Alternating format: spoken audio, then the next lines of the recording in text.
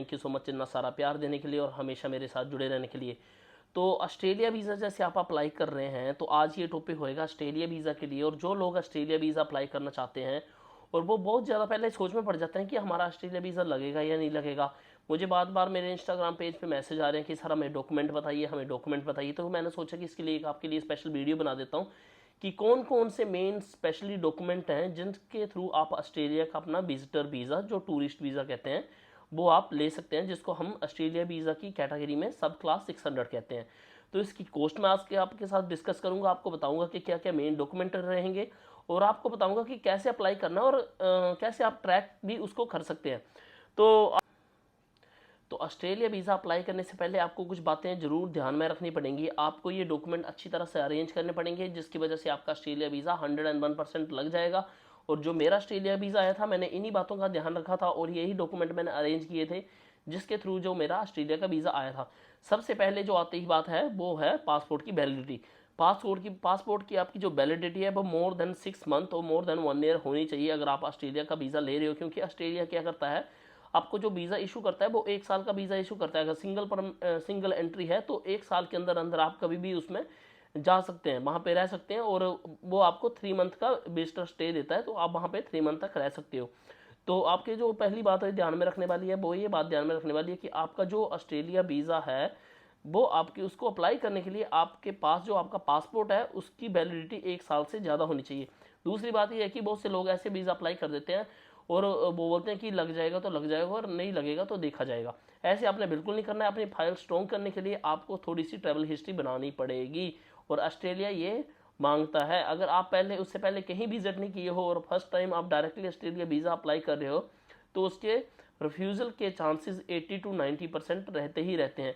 अगर उससे पहले आपने दुबई, सिंगापुर, जॉर्जिया भी एक अच्छी कंट्री है, जॉर्जिया भी एक अच्छी कंट्री है, किसी शेंगन कंट्री का वीज़ा लगा लीजिए और थोड़ी सी मतलब 2-4 अपनी आसपास की जो कंट्रीज़ है वहाँ घूम के आप अपने एक अच्छी थोड़ी सी स्ट्रॉन्ग फाइल बना लीजिए और उसके बाद ऑस्ट्रेलिया का वीज़ा आप अप्लाई करिए। और दूसरी सबसे बड़ी बात और आपको बताना चाहता हूँ कि आपके पास जो है, अब बहुत से लोग पूछते हैं कि इनकम टैक्स रिटर्न हमें लगानी चाहिए। हाँ जी ज़रूर, आप इनकम टैक्स ITR जो अपनी रेगुलर भरते रहिए। ITR अपनी अटैच करिए 2 से 3 साल तक की। जब आप अपना वीज़ा अप्लाई कर रहे हैं तो इनकम टैक्स रिटर्न भरना एक बहुत अच्छी बात है। और जब आप अपना ऑस्ट्रेलिया वीज़ा लगाओगे तो इनकम टैक्स रिटर्न की जो आपकी भरी होगी उसके पास आपकी जो PDF फाइल होगी ईयरली बेसिस की, वो आपने 3 साल की लगानी है। तो 3 साल की ITR एक बहुत अच्छा आपकी जो है प्रोफाइल स्ट्रॉन्ग बना देती है। उसी के बीच आपको बताना चाहूँगा कि जैसे आप टूरिस्ट वीज़ा के लिए अपनी ट्रैवल हिस्ट्री बना रहे हैं तो साथ साथ में जापान का वीज़ा भी अप्लाई कर लीजिए। क्योंकि जापान की कॉस्ट भी ज़्यादा नहीं है, सिर्फ 500 रुपये का VFS ग्लोबल की तरफ से आप वीज़ा इजीली ले सकते हो जापान के लिए। अगर आपके पास जापान का वीज़ा मिल जाता है तो जापान के वीज़ा के बाद आप ऑस्ट्रेलिया का वीज़ा अप्लाई कर सकते हैं, क्योंकि उसका आपको स्टिकर वीज़ा मिलता है। तो 1-2 स्टिकर वीज़ा लगाइए और थोड़ी सी ट्रैवल हिस्ट्री बनाइए, जिसके बाद आप इजीली जो है ऑस्ट्रेलिया का वीज़ा अप्लाई कर सकते हो। थोड़ी सी आपकी जो प्रोफाइल जो है वो स्ट्रॉन्ग हो जाती है। तीसरी बात और बातें जो आती हैं वो आती है बैंक स्टेटमेंट की। तो बैंक स्टेटमेंट कितनी तक दिखानी है, 5 से 7 लाख तक की आपके पास बैंक स्टेटमेंट होनी चाहिए। इतनी तक बैंक स्टेटमेंट होएगी। फंड वगैरह थोड़े स्ट्रॉन्ग शो करने पड़ते हैं ऑस्ट्रेलिया वीज़ा के लिए। तो आपके पास अगर FD वगैरह है तो आप FD वगैरह भी दिखा सकते हैं। और आपके पास जो आपके बैंक में जो फंड जो हैं वो इमीडिएटली होने चाहिए, काफ़ी थोड़े टाइम के होने चाहिए, जैसे 3, 4, 5 या 6 महीने पुराने। क्योंकि आपने जो बैंक स्टेटमेंट दिखानी है वो लास्ट 6 मंथ की आपने बैंक स्टेटमेंट दिखानी है। तो उसको दिखाने के लिए आपके पास मिनिमम उसमें 5 से 7 लाख के बीच में बैलेंस होना चाहिए और एक मेंटेन होना चाहिए बैलेंस। ऐसे नहीं कि आप जैसे कल फाइल अप्लाई कर रहे हैं और 1 हफ्ता पहले आपने बैंक स्टेटमेंट में किसी की तरफ से उसमें इकट्ठा पैसा आपने उसमें ऐड करवाया हो, तो आपने ऐसा नहीं करना है।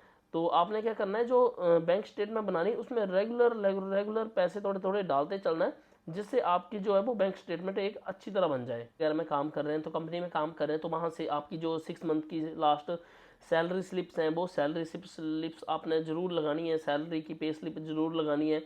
जो 6 मंथ आपकी जो सैलरी स्लिप आएगी होगी उसकी एक PDF बनाइए कि जनवरी, फरवरी, मार्च, अप्रैल, मई, इसकी आपने मतलब साथ साथ में जो सैलरी स्लिप का आपने डाटा उनको प्रोवाइड करवाना है। दूसरी बात है कि कंपनी की तरफ से जैसे एक ID होता है तो अपना ID कार्ड उसमें आप साथ में अटैच कर सकते हैं। और सबसे बड़ी बात है कि NOC, नो ऑब्जेक्शन सर्टिफिकेट, आपको कंपनी की तरफ से आप बनवा लेते हैं तो उसके ऊपर लेटर हेड पे बनवाते हैं और स्टैंप और सिग्नेचर वगैरह लगवाते हैं। तो उसके लिए बहुत अच्छी बात रहेगी, क्योंकि एनओसी जब कंपनी की तरफ से दी जाती है तो उसमें उनको मेंशन ये होना चाहिए कि आप ऑस्ट्रेलिया में घूमने जा रहे हैं, इतने से इतने तक आपकी छुट्टी अप्रूव होएगी और आप इन तारीख को वापस आ रहे हैं। तो एक ये बहुत अच्छी बात होगी जब आप ऑस्ट्रेलिया का वीज़ा अप्लाई कर रहे होंगे। तो इन बातों का आपने ज़रूर ध्यान रखना है। तो मेन जो डॉक्यूमेंट्स हैं वो आपने ये अरेंज करने हैं, और ट्रैवल हिस्ट्री की बात कभी मत भूलना, ट्रैवल हिस्ट्री होना बहुत ही ज़रूरी है। आईटीआर हो गई, और आपको जो मैंने बताया कि आप कंपनी वगैरह में काम कर रहे हैं तो कंपनी के लेटर वगैरह। और एक सबसे बड़ी बात आपको बताना चाहता हूँ कि ऑस्ट्रेलिया वीज़ा जब आप लोग अप्लाई करते हो तो कई बार क्या करते हो कि बाहर से इन्विटेशन लेटर या कुछ मंगवा लेते हो। अगर आपके ब्लड रिलेशनशिप में है तो मैं मानता हूँ कि चलो ठीक है, पर ऐसे किसी थर्ड पर्सन से मंगवाओगे तो उसमें जो है वो वीज़ा के चांसेस बहुत कम रहते हैं। तो आपने क्या करना, थर्ड पर्सन से नहीं बनवाना है। उसके लिए एक आपको और अच्छा एग्जांपल देता हूँ कि जैसे इवेंट्स होते हैं, आपने देखना है कि ऑस्ट्रेलिया में बड़े बड़े आने वाले इवेंट्स क्या हैं। तो आपने उन चीज़ों का गौर करना है, और आपने जो बड़े बड़े इवेंट्स आ रहे हैं उसकी टिकट्स बाय करनी है। जैसे मान लो कि अगर मान लो T20 कोई वर्ल्ड कप आता है, या कोई और कोई टूर्नामेंट चल रहा होता है वहाँ पे क्रिकेट वगैरह का, या कोई वहाँ पे कोई और बड़ा इवेंट चल रहा है, तो उसकी आपने 2-4 डे की टिकट लेके वो साथ में अपलोड अटैच करनी है कि ये जो इवेंट है बड़ा, मैं उसको देखने के लिए आ रहा हूँ और मैं इसमें इंटरेस्टेड हूँ। कवर लेटर भी आपका उसी के हिसाब से बनेगा, तो वो एक समझ सकते हैं कि बंदा जो है वो ये टूर्नामेंट देखने के लिए इतने दिन के लिए आ रहा है। आपने साथ में होटल बुकिंग वगैरह जरूर लगानी है। होटल बुकिंग जब लगाओगे तो आपने उसके लिए आपने पे एट होटल वाला ऑप्शन चूज कर सकते हो। ऐसे नहीं कि आपको एडवांस में पे करना है, आप जो है वो पे एट होटल वाला ऑप्शन जरूर यूज़ कर सकते हो। तो आपने होटल बुकिंग भी जरूर लगानी है। और जैसे लोग बोलते हैं कि हमें फ़्लाइट टिकट चाहिए अप्लाई करते टाइम, हाँ जी, फ़्लाइट टिकट आपको जरूर चाहिए। जैसे आप ऑस्ट्रेलिया का वीज़ा अप्लाई करोगे तो आपको जो है फ़्लाइट टिकट दिखानी पड़ेगी। जैसे दिल्ली से आप बोर्ड करें तो दिल्ली से दिल्ली टू मेलबर्न और मेलबर्न टू दिल्ली, तो अप एंड डाउन की आपको रिटर्न टिकट भी उसमें दिखानी पड़ेगी, क्योंकि टूरिस्ट वीज़ा आपको पता है आप किसी कंट्री में ट्रैवल कर रहे हो और वहाँ से आपको वापस आना ही होता है, क्योंकि टूरिस्ट वीज़ा इसी को कहते हैं, आप घूमने फिरने के लिए जा रहे हैं। अगर रही बात वहाँ पे चेंज करवाने की, वो तो फ्यूचर में वहाँ पे जाके जैसे 1-2 मंथ बाद आप सोच सकते हैं। तो आपने जो वो एक अपनी जो है वो ट्रैवल आइटनरी ऐसे तैयार करनी है, जो मेन डॉक्यूमेंट मैंने बता दिए। तो होटल बुकिंग की भी जरूर करनी है, आपने वहाँ पे दिखा देना कि मैं 10 दिन के लिए घूमने जा रहा हूँ, तो 10 दिन की आपने होटल बुकिंग वहाँ पे करवा लेनी है। और आपने जिस तारीख को जाना है दिल्ली टू मेलबर्न, और जैसे इवेंट खत्म हो रहा है तो इवेंट के 2-3 बाद ही आपने जो है रिटर्न टिकट वहाँ पे कर लेनी है। तो रिटर्न टिकट वगैरह आप डमी वगैरह भी करवा सकते हो। रही बातें और बताने वाली, तो मैंने मेन जो बातें हैं वो मेन जो डॉक्यूमेंट है वो सारे कवर कर लिए हैं। और बहुत से लोग बार बार एक क्वेश्चन पूछते हैं कि हम अपने मम्मी पापा की एफडी वगैरह लगा सकते हैं। तो हाँ जी, इसमें कोई बात नहीं है। अगर ब्लड रिलेशनशिप में आपके लगा रहे हैं कोई डॉक्यूमेंट तो वो जेन्युइन ही माना जाएगा और बिल्कुल सटीक माना जाएगा। अगर आप कोई बैंक स्टेटमेंट के साथ साथ एफडी वगैरह कोई आप अटैच करना चाहते हैं तो डॉक्यूमेंट मैंने आपको मेन बता दी। जैसे पासपोर्ट हो गया, ऑस्ट्रेलियन वीज़ा फॉर्म हो गया, वन आइडेंटिटी पिक्चर होगी, पासपोर्ट साइज फ़ोटो जो मैं आपको बता रहा हूँ, नेशनल आइडेंटिटी कार्ड जिसको हम आधार कार्ड कहते हैं वो आप लगा सकते हैं, पुलिस क्लियरेंस सर्टिफिकेट जिसको हम पीसीसी बोलते हैं वो भी आप लगा सकते हैं, फैमिली सर्टिफिकेट है तो फैमिली सर्टिफिकेट लगा सकते हैं, एविडेंस ऑफ फाइनेंशियल मीन्स, आपके पास जो बैंक स्टेटमेंट वगैरह है वो आपने लगानी है साथ में, ऑथराइज रिसिप्ट फॉर्म जो आप पे ऑनलाइन फॉर्म डाउनलोड होता है वो लगाना है, एविडेंस ऑफ टेम्परेरी स्टे जिसको हम होटल बुकिंग बता रहा हूँ वो आपने डिटेल आइटनरी आपने बतानी है कितने दिन के लिए जा रहा हूँ, ऐसे रहूँगा, एकोमोडेशन वो रिजर्वेशन, एम्प्लॉय परमिशन लेटर जो मैंने एनओसी आपको बता दिया वो लेटर हो गया, इन्विटेशन लेटर आपके पास हो पाता है तो आप इन्विटेशन लेटर जरूर लगाइए जिसके थ्रू आपका जो एक फाइल स्ट्रॉन्ग बनती है। तो इन सब चीज़ों का बातों का आपने ध्यान रखना है और इसके थ्रू आप अपना ऑस्ट्रेलिया वीज़ा अप्लाई करिए और मैं गारंटी देता हूँ कि 101% आपका ऑस्ट्रेलिया वीज़ा लग जाएगा। थर्ड पार्टी ऑर्गेनाइजेशन है जो आपको वीज़ा वगैरह लगा कर देती है। तो इन्होंने भी एक डॉक्यूमेंट चेकलिस्ट जारी करी हुई है जो मैं आपको स्क्रीन के ऊपर दिखाऊंगा कि क्या क्या उसमें डॉक्यूमेंट चेकलिस्ट है, आपने कैसे कैसे मतलब कौन कौन से डॉक्यूमेंट अरेंज करने। तो यही मेन डॉक्यूमेंट थे जिसके थ्रू आप ऑस्ट्रेलिया का वीज़ा ले सकते हैं।